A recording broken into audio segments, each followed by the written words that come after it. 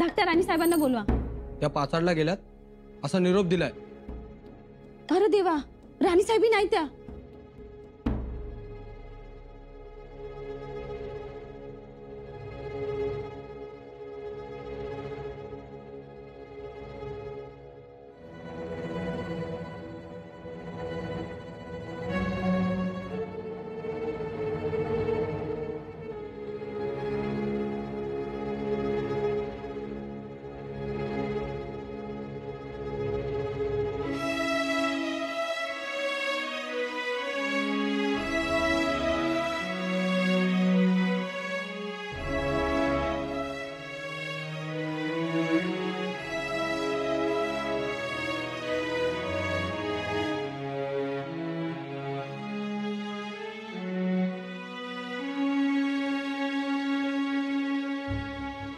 घरी कधी आली?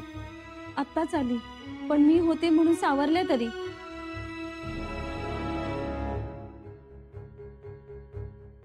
सकाळी खाण्यात काय होतं? निहारी? नाही, सकाळी त्यांनी काहीच नाही खाल्लं. हा, पण थोडंसं दूध घेतलं होतं. 2-3 दिवसापासून जेवणावर लक्ष नाही त्यांचं. डोकं दुखत होतं त्यांचं? म्हणजे तसं काही म्हणाल्या नाही त्या, पण चिडचिड सुरू आहे. झोप पण कमीच लागते त्यांना.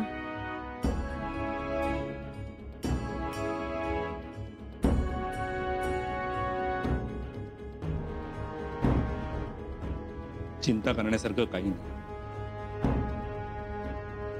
त्यांना कोणताही शारीरिक आजार नाही, फक्त मनाने खचल्यासारखे वाटत आहे.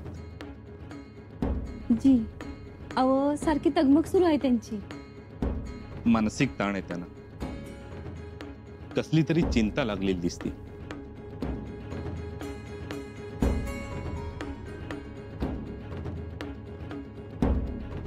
हे चाटण देतो, तेवढं मधाबरोबर देतात आणि काड्यासाठी चूर्ण पाठवून देतो. जी. ते सकाळ संध्याकाळ द्या, म्हणजे त्यांचा मानसिक ताण जाईल.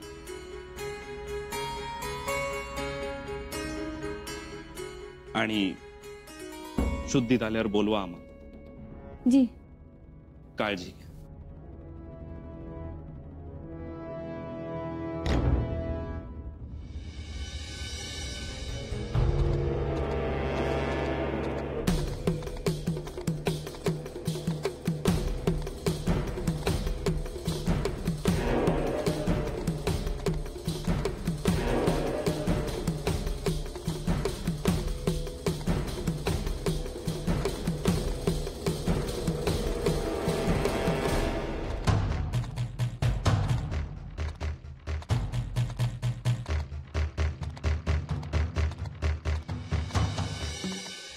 खरं तर आपल्याला अपेक्षित असणारी खबर चेकाळत यायला पाहिजे होती. मग कशात घोडा अडलं म्हणायचं? ते मी कसं सांगणार? पण पन्हाळगडावरची माणसं तर चतुर आहेत ना. चतुर, चाणाक्ष, चोख माणसं आहेत ती. त्यांची चिंता नाही, ते कामगिरी पार पाडणार. पण मग खबर का नाही आली अजून? खबर ही येईल, पण एक लक्षात घ्या, खबर मिळताच आपल्याला तातडीने हालचाली कराव्या लागतील. तुम्ही फक्त आदेश सोडा पंत सरकार. पुढच्या हालचालींची दिशा सांगा, पुढे काय करायचं ते.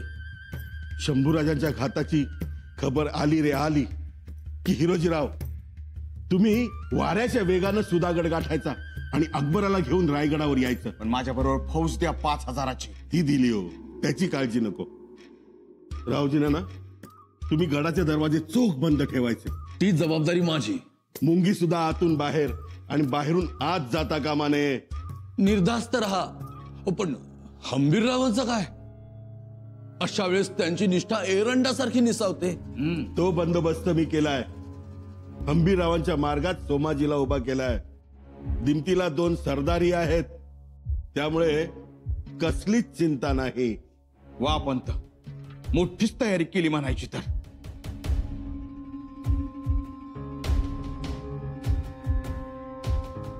आता पेशव्याची वस्त्र घ्यायला तयार राहा हिरोजीराव.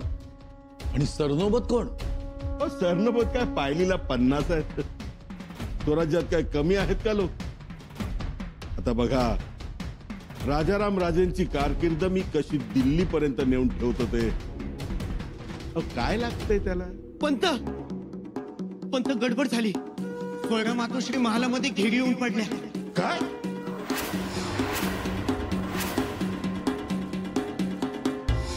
सावध राहा बरं का. हा बुरुज ढिसार निघतोय की काय, हलतोय की काय याची शंका येऊ लागली आहे मला. राजमातोश्रीनी कच खाल्ली की काय?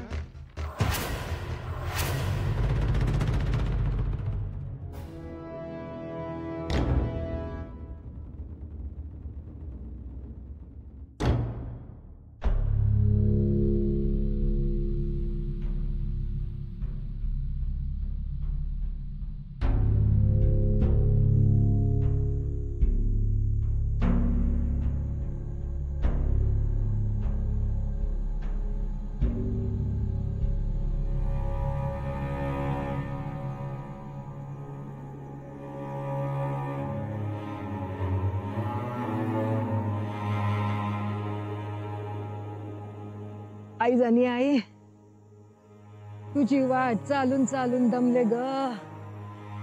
अरे देवा, उन्हाच्या चटक्यानं माझ्या म्हातारीचं पाय पोळलं बघ. आता मी येऊ तर कशी येऊ तुझ्याकडं? तुझा नवस कसा फेडू ग बाय आता? काय ग, दमले ग बाय. अगं आई आई आई आई आई.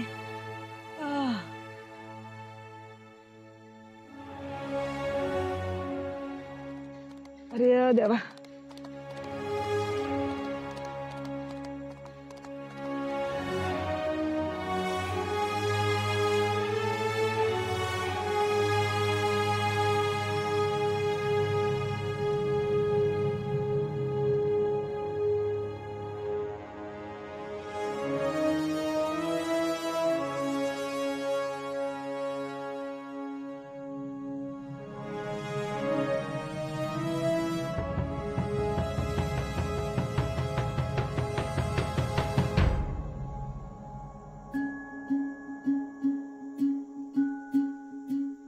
माय माय पाणी.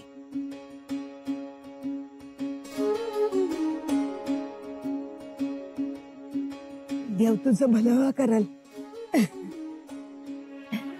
इथं कशा पायी बसलीस? ऊन जास्त आहे, सावलीत बसायचं. अरे बाबा, ही जणी आईची वाट आहे. सावलीत कशी बसू?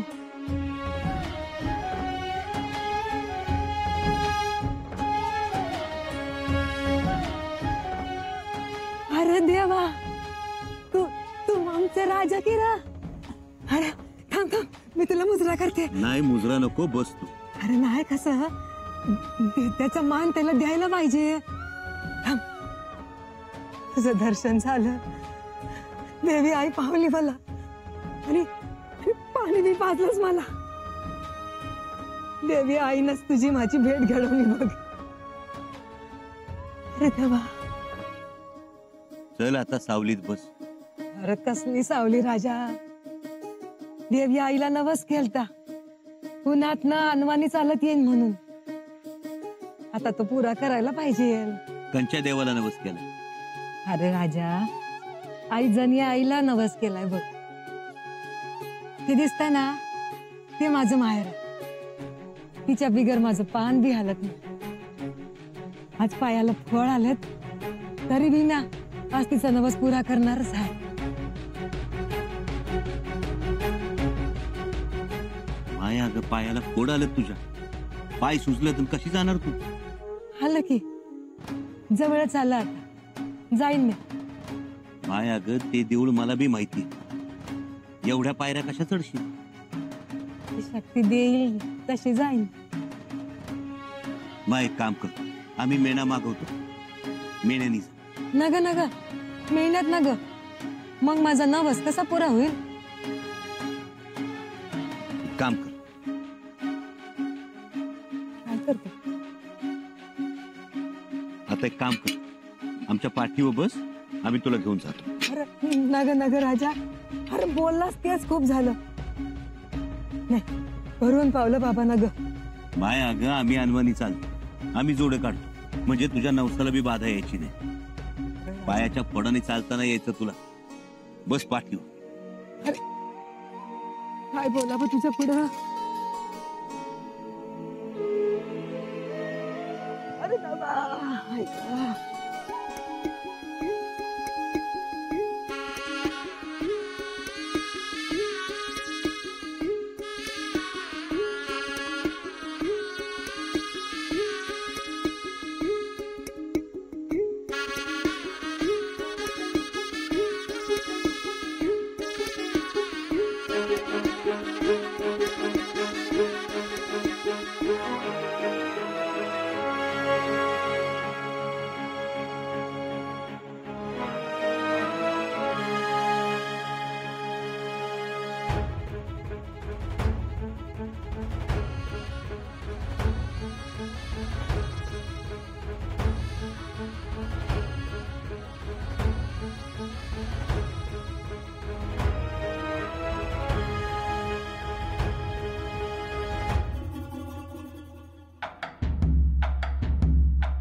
मुजरा सुरनीस पंत.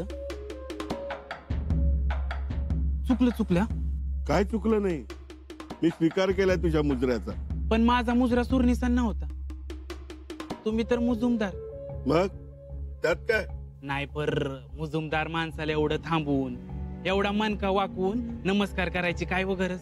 आता केलास तर असू दे आणि करत जा. पण तुमचा नाही, आमचा मनका वागतो ना कारण नसताना. असं ही भाषा? पद बदललं की लगेच बदलता काय? अहो बदलावं लागतं, पदावर तर समजा खेळ आहे. बरं असू द्या, येतो. बरं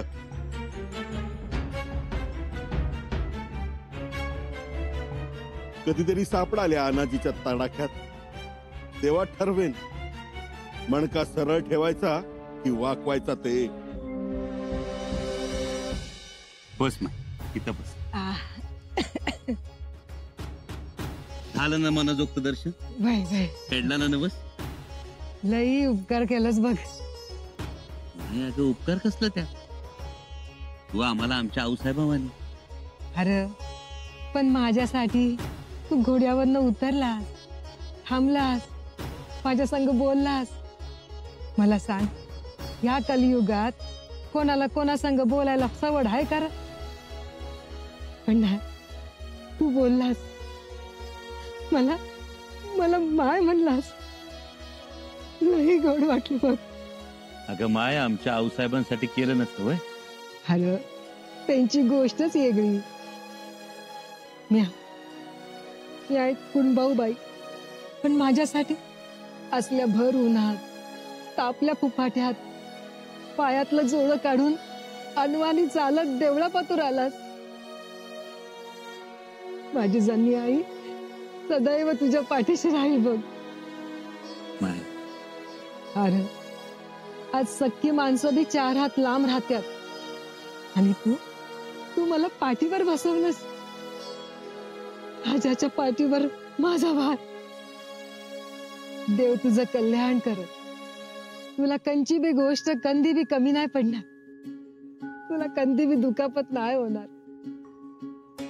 माझी जनी आई तुझ्या भोवती दुबार कुपान घालील.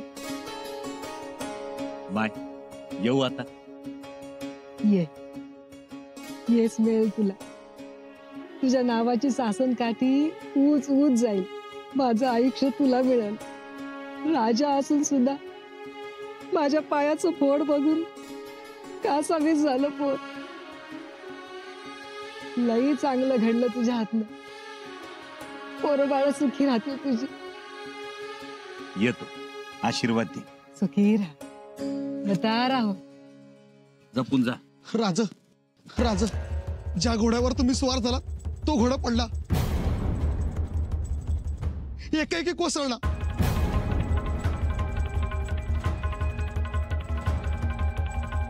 हा कोसळला?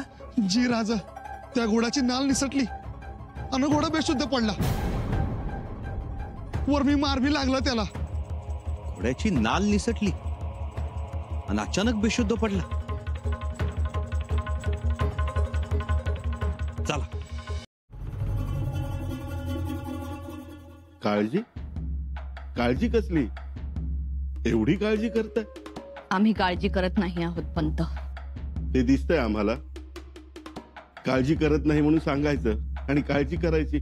पंत, अहो, आम्हाला सगळं राजवैद्यांनी सांगितलंय. दडपण घेताय म्हणून. कशाला दडपण घेताय? अगदी निर्धास्त राहा. तुम्ही ते पत्र अकबराकडे ठेवायला नको होतं. अहो, त्याने ठेवून घेतलं आणि त्याची चिंता नका करू. तो आता आपल्या ऐकण्याबाहेर जाणार नाही. माणसाचं काही सांगता येत नाही. मागच्या वेळी एवढं चिडून सुद्धा शंभूराजेंनी आम्हाला फक्त नजरकैद दिली होती. पण यावेळी जर का शंभूराजेंना शंका आली तर? मागच्या वेळेला शंभूराजांना शंका आली त्याला मी कारणीभूत होतो. म्हणजे आबाची बैल न बाबाची गाडी, हाणणार सुका न सोडणार तुका, अशी परिस्थिती होती. पण यावेळेला कासरा मी माझ्याच हाती ठेवलाय. चिंता करू नका. शंभूराजेंचा राग तुम्हाला माहित नाही. रुद्र आहेत ते. रुद्र आहेत ते? मग त्यांची जागा कुठे? शिवपर्वतावर. हा ही शिवपर्वतच आहे. अहो, कैलास. कैलास म्हणजे? थोडक्यात म्हणजे बाळराजे इथे गादीवर बसले की ते कुठे जाणार? भस्म लावून कैलास आला म्हणजे कैलासवासीच होणार. पंत, तुमचं हे आतल्या गाठीचं बोलणं आम्हाला कधी कधी कळत नाही. मला एवढंच म्हणायचंय राजमातोश्री, पूर्ण तयारी केली आहे मी. एक कसर बाकी ठेवली नाही. पंत, बघा, नाहीतर. बघाच तुम्ही, इथे बाळराजे गादीवर बसतील पण ते काही झालं तरी मागच्या वेळेप्रमाणे ताव धरत येणार नाहीत. हे खास. माझ्यावर विश्वास ठेवा. पंत, अजूनही वेळ गेली नाही. आता कमानीतून बाण सुटलाय. आता माघार नाही. तुम्ही निश्चिंत राहा आणि आजारी पडू नका. आणि हो, काळजी घ्या.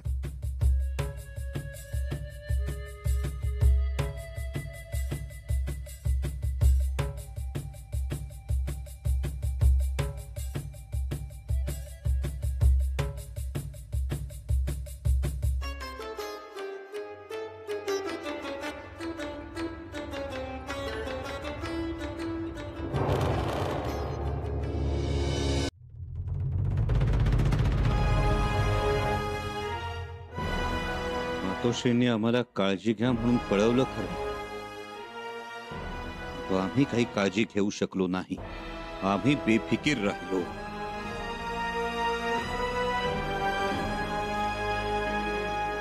राजे, माफ करा राजे, माफ करा आम्हाला. धनी, आम्ही बेफिकीर राहिलो. आम्ही काळजी घेतली नाही महाराज. आम्ही चुकलो राजे, आम्ही चुकलो. उद्या जर काही बरं वाईट झालं असतं तर काय बघावं लागलं असतं आम्हाला. एवढं सावध राहून देखील असं कसं? आम्हाला शिक्षा द्या आणि आम्ही कसूरवार आहोत. रायपा, उठा.